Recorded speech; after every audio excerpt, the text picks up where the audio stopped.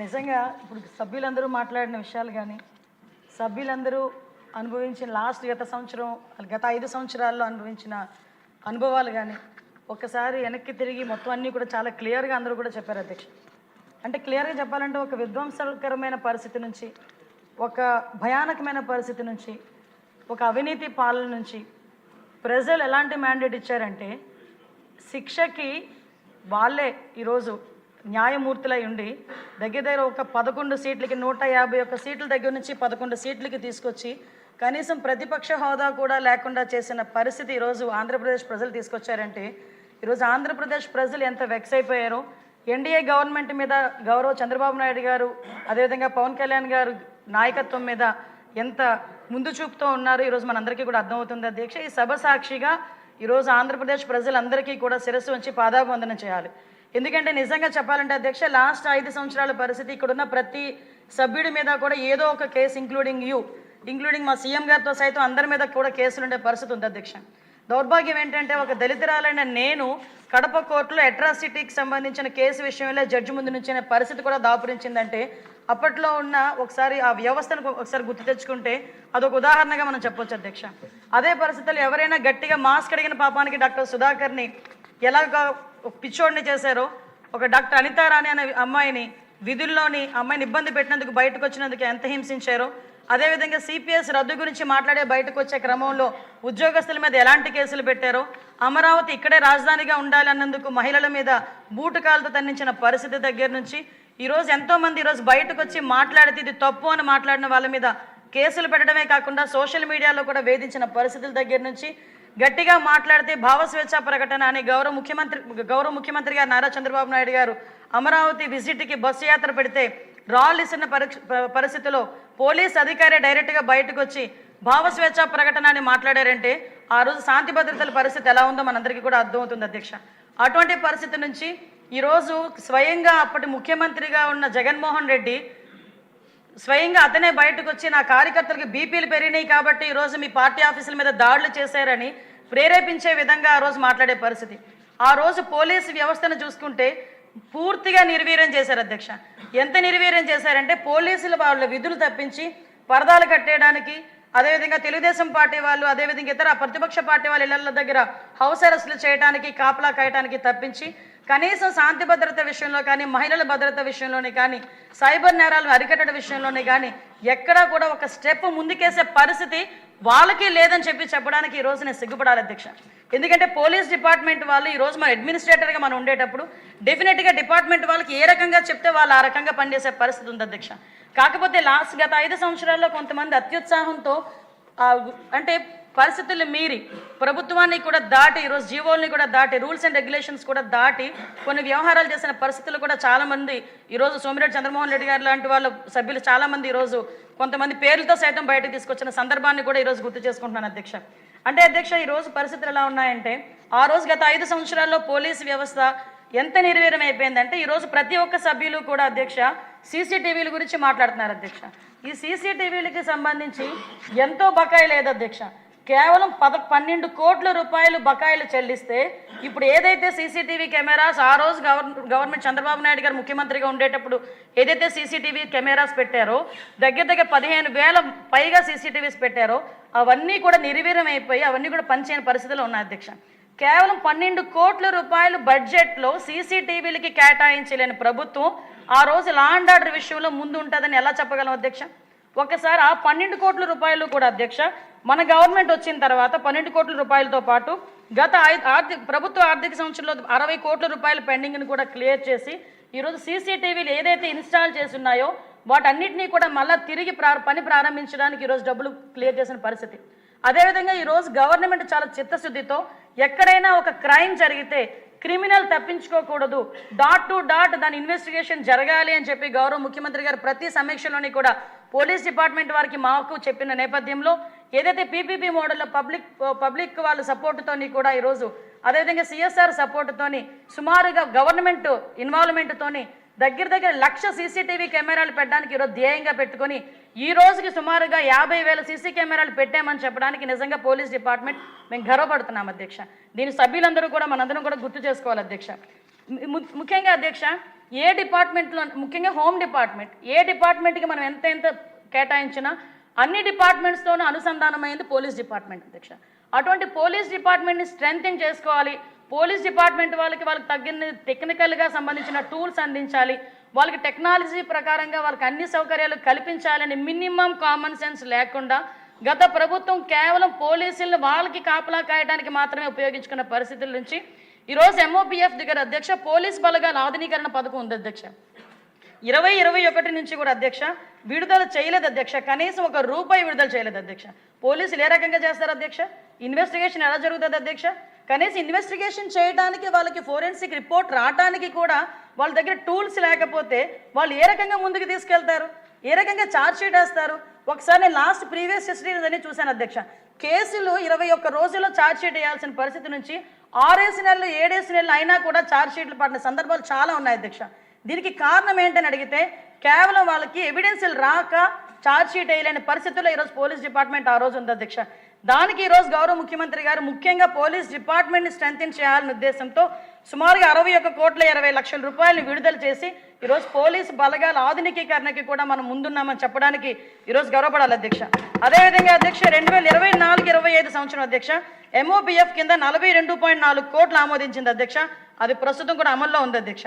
2025-26 ministry of home affairs సంబంధించి 84.97 కోట్లు కేటాయించింది అధ్యక్ష. ఆ విషయం కూడా కార్యాచరణ ప్రకటించి ఈరోజు సమర్పించడం జరిగింది అధ్యక్ష. అవి కూడా వచ్చిన తర్వాత ఏదైతే ఈరోజు పోలీస్ బలగాలకు అవసరమైన ఇన్వెస్టిగేషన్కి అవసరమైన టూల్స్ అన్నింటినీ కూడా ఇచ్చే పరిస్థితి కూడా మేము తీసుకెళ్తున్నాం అధ్యక్ష. ఇందాకే చెప్పారు సైబర్, మన మాచర్ల ఎమ్మెల్యే గారు చెప్పారు సైబర్ నేరాల గురించి. రోజు రోజుకి సైబర్ నేరాలు పెరుగుతున్నాయి అధ్యక్ష. ఎంత దారుణంగా పెరుగుతున్నాయంటే చిన్న పిల్లలు కూడా ఈ సైబర్ నేరాలను బారిన పడి ఆత్మహత్యలు చేసుకొని కుటుంబం మొత్తం కూడా ఆత్మహత్యలు చేసుకునే పరిస్థితి. సైబర్ నేరాల్లో ఆర్థిక లావాదేవీలు అధ్యక్ష, డాక్టర్లు, లాయర్లు, పెద్ద పొలిటీషియన్స్, బాగా చదువుకున్న వాళ్ళు కూడా మోసపోయి కొన్ని కోట్ల రూపాయలు సైబర్ నేరాలకి బలైపోయిన పరిస్థితులు కూడా ఉన్నాయి అధ్యక్ష. మేము వచ్చిన తర్వాత అధ్యక్ష కనీసం సైబర్ టెక్నాలజీకి సంబంధించి R&D విభాగానికి సంబంధించి కూడా ₹1 కూడా ఇవ్వలేని పరిస్థితి నుంచి ఈ రోజు అధ్యక్ష 26 మొబైల్ ఫోరెన్సిక్ వ్యాన్స్ని 16.9 కోట్ల రూపాయలతో MHA ఆర్థిక సహాయంతో ఈరోజు సైబర్ టూల్స్ కింద మేము పంపించే పరిస్థితి తీసుకొచ్చాం అధ్యక్ష. ఈ సైబర్ నేరాలు పెరుగుతున్న నేపథ్యంలో ప్రతి జిల్లాలోని కూడా ఇంతకుముందు 3 సైబర్ పోలీస్ స్టేషన్స్ ఉండేవి అధ్యక్ష. అలాంటిది ఇప్పుడు 26 జిల్లాల్లోని కూడా 26 సైబర్ పోలీస్ స్టేషన్స్ కూడా ఏర్పాటు చేయడానికి వాటికి కావాల్సిన ఇన్ఫ్రాస్ట్రక్చర్ ఇవ్వడానికి కూడా ఈరోజు బడ్జెట్లోని కూడా ప్రవేశపెట్టడం జరిగింది అధ్యక్ష. ఈ సైబర్ నేరాలు తగ్గించడమే ఈరోజు ధ్యేయంగా పెట్టుకున్నాం అధ్యక్ష. పర్టికులర్గా ఈ సైబర్ నేరాల గురించి కూడా ప్రతి ఒక్క జిల్లాలోనే ఒక్కొక్క పోలీస్ స్టేషన్ ఏర్పాటు చేసే పరిస్థితి. ఇందాకే మన ఎమ్మెల్యే గారు చెప్పారు అధ్యక్ష గాంజా విషయం. ఎందుకంటే NDA గవర్నమెంట్ అధికారంలోకి వచ్చిన తర్వాత పెద్ద ఛాలెంజ్ అధ్యక్ష. ఎందుకంటే ఎటు చూసినా గాంజా, ఎటు చూసినా డ్రగ్స్. ఇంతకుముందు పరిస్థితి ఎలా ఉండేదంటే జగన్మోహన్ రెడ్డి సీఎంగా ఉండేటప్పుడు పరిస్థితి ఎలా ఉండేదంటే ఎక్కడైనా గంజాయి దొరికిందంటే దాని హారిజన్ ఎక్కడ ఉంది అంటే ఆంధ్రప్రదేశ్, ఎక్కడైనా డ్రగ్స్ దొరికాయి అంటే దాని మూలాలు ఎక్కడున్నాయి అంటే ఆంధ్రప్రదేశ్. ఆఖరికి ఇందాక మన పెద్దలు చెప్పినట్లు అన్నపూర్ణ ఆంధ్రప్రదేశ్ కాకుండా గంజాయి ఆంధ్రప్రదేశ్గా మారిపోయిందని మేము ఆ రోజు మాట్లాడితే మా మీద కేసులు పెట్టిన సందర్భం అధ్యక్ష. మేము బయటకు వచ్చి చూస్తే అధ్యక్ష కొన్ని కేజీలు డ్రగ్స్, అదేవిధంగా గాంజా విపరీతంగా రవాణా జరగడం, విపరీతంగా కల్టివేషన్ జరగడం చేసిన దగ్గర నుంచి ఫస్ట్ ఆఫ్ ఆల్ గౌరవ ముఖ్యమంత్రి చంద్రబాబు నాయుడు గారు, అదేవిధంగా లోకేష్ బాబు గారిని కూడా ఈ విషయంలో నేను కంపల్సరీగా అప్రిషియేట్ చేయాలి, థ్యాంక్స్ కూడా చెప్పాలి అధ్యక్ష. ఎందుకంటే ఆయన పాదయాత్రలోని ఒక అమ్మాయి గాంజా బారిన పడి ఆ కుటుంబం ఎంత వేదన పడిందో ఆ రోజే నిర్ణయం తీసుకొని నేను హోమ్ మినిస్టర్గా ప్రమాణ స్వీకారం చేసిన తర్వాత ఒక మెసేజ్ పెట్టారు అధ్యక్ష. అమ్మ మనం ఇమ్మీడియట్గా మనం చేయాల్సిన పని గాంజాని అరికట్టడం అని. ఆ రోజు మొదలైంది అధ్యక్ష ఈ గాంజా మీద యుద్ధం అన్నది. ఆ గాంజా మీద యుద్ధం అన్నది ఈరోజు కార్యరూపం దాల్చి సుమారుగా 61 కోట్ల రూపాయలు దానికి ఈగలకి కేటాయించి ఒక సెపరేట్ వింగ్ని ఏర్పాటు చేసుకుని ఈరోజు గాంజా కల్టివేషన్ చాలా మట్టుకు ఆంధ్రప్రదేశ్లో తగ్గించామని చెప్పడానికి నిజంగా మేము గర్వపడుతున్నాం అధ్యక్ష. ఈరోజు ఎక్కడైనా నేను ఇక్కడ సభ మధ్యలో చెప్తున్నాను అధ్యక్ష, చాలామంది అనొచ్చు మరి ఇంతకు ముందు బయట నుంచి వస్తుంది కదా గాంజా రవాణా అవుతుంది కదా మరి అది ఎక్కడి నుంచి వస్తుందని. నా దగ్గర రికార్డ్స్ ఉన్నాయి. అంటే ఒక రాష్ట్రం గురించి ఎలిగేట్ చేసేటప్పుడు మేము కొన్ని సిస్టమ్స్ పాటించాలి కాబట్టి కొన్ని సందర్భాల్లో మాట్లాడలేకపోతున్నాం అధ్యక్ష. కానీ రికార్డ్స్ పరంగా చూసుకుంటే అధ్యక్ష ఇప్పుడు వరకు గాంజా రవాణా ఏదైతే జరిగిందో ఆ రవాణా అన్నది మ్యాక్సిమం ఒరిస్సా నుంచి మనకి ఇక్కడికి వచ్చిందే తప్పించి మన రాష్ట్రంలో ఉండి గాంజా అక్కడి నుంచి మన బయటకు వచ్చిన పరిస్థితి అయితే ఇప్పటి వరకు కనిపించలేదు అధ్యక్ష. ముఖ్యంగా గాంజాను అరికట్టడంలో అధ్యక్ష ఏదైనా విజనరీ నాయకుడు చంద్రబాబు నాయుడు గారు అన్న విషయాన్ని సార్థకత చేసిన పరిస్థితి అధ్యక్ష. డ్రోన్ కల్చర్ని బయటకు తీసుకురావడం అధ్యక్ష. బుడమేరు లాంటి వరదల సహాయంలో డ్రోన్స్ని తీసుకొచ్చి ఆహారాన్ని పంపిణీ చేయొచ్చు అని ఏ నాయకుడికి కూడా తట్టు ఉండదు అధ్యక్ష. పోనీ ఆ రోజు డ్రోన్స్ని ఉపయోగించి మనం ఆహార పొట్లాల పంపిణీ దగ్గర నుంచి ప్రజల సంక్షేమం గురించి మనం ఉపయోగిస్తే అదే డ్రోన్స్ని ఉపయోగించి నేరాలను ఎందుకు అరికట్టలేము, ఎందుకు గాంజాయిని అరికట్టలేము అని చెప్పి డిపార్ట్మెంట్ వాళ్ళకి కూర్చొని ఆయన పెద్ద పోలీస్ ఆఫీసర్లా ఈరోజు అందరికీ కూడా సూచనలు ఇచ్చి ఈ రకంగా వెళ్ళండి అని డాట్ టు డాట్ కనెక్ట్ చేసి ఇచ్చిన పరిస్థితి అధ్యక్ష. ఈరోజు ఆ రిజల్ట్ మేము చూస్తున్నాం అధ్యక్ష. ఎక్కడైనా గాంజా సాగు ఉన్నది అనుకుంటే అక్కడికి డ్రోన్స్ ద్వారా పంపిస్తే డ్రోన్ వస్తే వెనకాతలి పోలీసు వస్తారని భయపడి వాళ్ళు సాగు చేసుకున్న వాళ్ళే ఆ గంజాయిని వాళ్ళే ధ్వంసం చేసుకునే పరిస్థితులు ఈరోజు క్రియేట్ చేశారంటే అది ఈరోజు ఆధునికీకరణ ఉపయోగించుకొని టెక్నాలజీ ఉపయోగించుకొని గాంజాని అరికట్టడంలో ఉండే పరిస్థితి అధ్యక్ష. ఈరోజు గాంజా మనకి ఏదైనా గాంజా ఉపయోగించిన గాంజా సరఫరా చేసిన ఈరోజు పీడీ యాక్ట్ పెట్టాలని అసెంబ్లీలోనే లాస్ట్ అసెంబ్లీలో తీర్మానం పెట్టుకొని గాంజా ఎవరైతే తీసుకుంటున్నారో ఎవరైతే రవాణా చేస్తున్నారో ఎవరైతే పండిస్తున్నారో వాళ్ళందరి మీద కూడా పీడీ యాక్ట్ పెట్టడానికి కూడా ఈరోజు మనం సిద్ధపడి ఈరోజు అది కూడా సెంట్రల్ గవర్నమెంట్కి పంపించుకునే పరిస్థితి ఉంది అధ్యక్ష. అంటే గాంజా విషయంలో ఎవరిని కూడా టాలరేట్ చేయము. ఈగల్ని ఏర్పాటు చేయడమే కాకుండా దానికి ఒక ఐజీ లెవెల్ ఆఫీస్ని ఏర్పాటు చేసి 61 కోట్లు వాళ్ళకి సపరేట్ వింగ్ అధ్యక్ష 30% ఫిట్మెంట్ ఇచ్చి మరీ ఈరోజు ఈగల్కి సపరేట్గా ఒక వింగ్ని ఏర్పాటు చేసుకొని ఈరోజు వెళ్ళే పరిస్థితి ఈరోజు కనిపించింది అధ్యక్ష. దానిలోని కూడా ఈరోజు అందరు అధికారులని విత్ ఫుల్ ఎక్విప్మెంట్తో వెళ్ళే పరిస్థితి ఉంది అధ్యక్ష. అదేవిధంగా అధ్యక్ష ఇంతకు ముందు చాలా సందర్భాల్లో చెప్పాను అధ్యక్ష.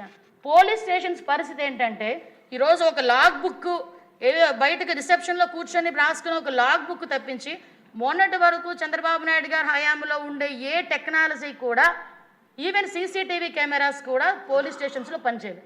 మళ్ళీ ఈరోజు ఎంత దారుణం అంటే అధ్యక్ష ఒక నిందితుడిని పట్టుకోవాలి. ఏ బేస్ మీద పట్టుకుంటాం నిందితుడిని పట్టుకోవాలంటే ఫోరెన్సిక్ డిపార్ట్మెంట్ సంబంధించిన క్లూస్ ఉండాలి, లేదంటే ఫింగర్ ప్రింట్ ఐడెంటిఫికేషన్ సిస్టమ్ ఉండాలి, పామ్ ఐడెంటిఫికేషన్ సిస్టమ్ ఉండాలి. ఒక సస్పీషియస్ ఎక్కడైనా రోడ్డు మీద తిరుగుతూ ఉంటే పామ్ ఐడెంటిఫికేషన్ సిస్టమ్ పోలీస్ దగ్గర ఉంటే వాడి దగ్గరికి వెళ్తే వాడు పెడితే వాడు నేర చరిత్ర అంతా బయటకు వచ్చి వాడు భయపడే పరిస్థితి, లేకపోతే వాడిని పట్టుకుని జైల్లో పెట్టే పరిస్థితి అధ్యక్ష. ఆ సిస్టమ్ను మొత్తం కొలాప్స్ చేసి దానికి కూడా అధ్యక్ష కేవలం 12,38,00,000 రూపాయలు ఇస్తే ఫింగర్ ప్రింట్ ఐడెంటిఫికేషన్ సిస్టమ్ని మళ్ళీ పునరుద్ధరించవచ్చు అధ్యక్ష. కనీసం ₹1 కూడా పోలీస్ డిపార్ట్మెంట్కి సంబంధించి బడ్జెట్లో పెట్టుకున్నారో లేదో తెలియదు కానీ అధ్యక్ష ₹1 కూడా ఈ ఆధునికీకరణ గురించి కానీ ఫింగర్ ప్రింట్ ఐడెంటిఫికేషన్ సిస్టమ్ గురించి కానీ పామ్ ఐడెంటిఫికేషన్ సిస్టమ్స్ గురించి కానీ హాక్ వెహికల్స్ గురించి కానీ దేనికి కూడా పెట్టే పరిస్థితి లేదు అధ్యక్ష. ఎలా చేస్తారు అధ్యక్ష ఇన్వెస్టిగేషన్లు? గౌరవ చంద్రబాబు నాయుడు గారు ఎప్పుడో కేసు గురించి చెప్తూ ఉంటారు అధ్యక్ష. తిరుపతిలో జరిగిన ఒక హత్య కేసులో ఆ రోజు ఫింగర్ ప్రింటే ఆధారంగా చేసుకుని ఆ నిందితుడిని పట్టుకున్న సందర్భాన్ని కూడా గౌరవ ముఖ్యమంత్రి గారు ఒక్కొక్కసారి మాకు చెప్తూ ఉంటారు అధ్యక్ష.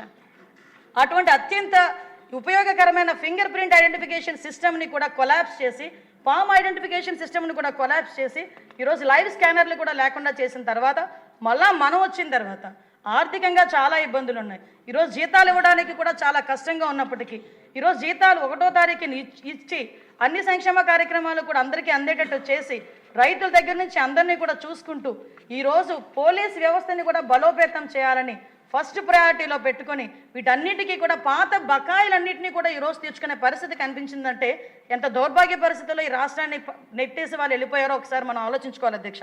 సుమారుగా 12,38,00,000 రూపాయలని ఈరోజు ఆటోమేటిక్ ఫింగర్ ప్రింట్ ఐడెంటిఫికేషన్ సిస్టమ్కి పామ్ ప్రింట్ లైవ్ స్కానర్స్కి కూడా కొనుగోలు చేసి ఈరోజు మళ్ళీ వాటన్నింటినీ కూడా లైవ్లో పెట్టడం జరిగింది అధ్యక్ష. ఇంకో విషయం అధ్యక్ష, మహిళల భద్రత. చాలామంది వాళ్ళు అక్కడ కూర్చొని ఎక్కడో బయట కూర్చొని మహిళల భద్రత గురించి ఇలా చేసేసారు అలా చేశారు మాట్లాడుతుంటారు అధ్యక్ష.